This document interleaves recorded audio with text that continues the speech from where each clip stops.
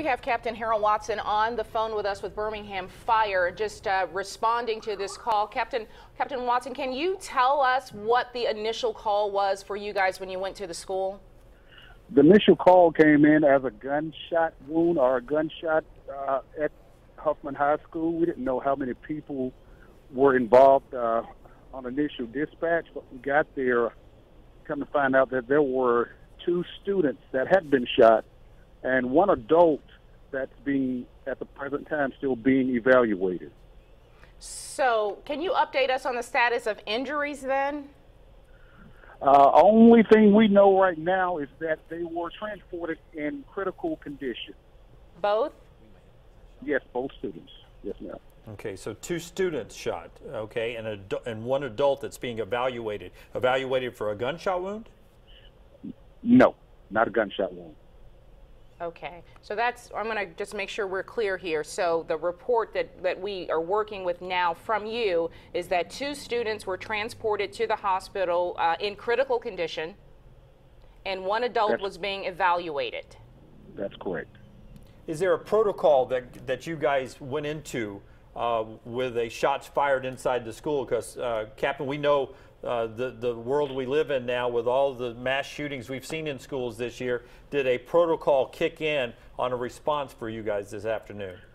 Well, definitely. Anytime there's a situation or an incident such as a shooting, we have to stage a few blocks away from that location until the police arrives on the scene, and they have to notify us that the scene has been secured.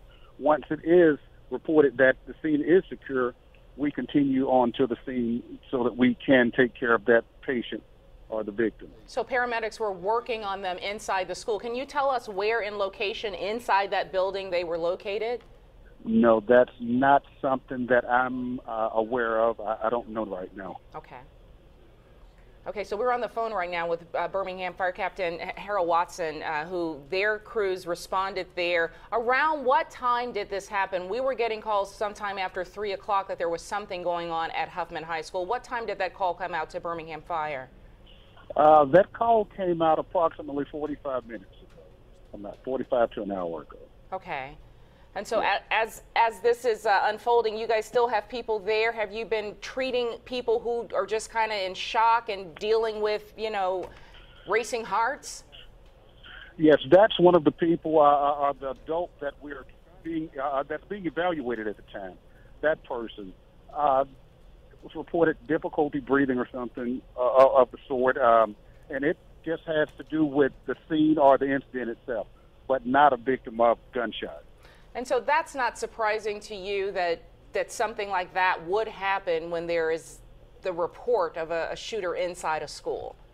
No, that's not unusual. It's just the response that people have, and being that close to an incident like that can send people into shock or you know, people, this is just not something that you're used to being around every day.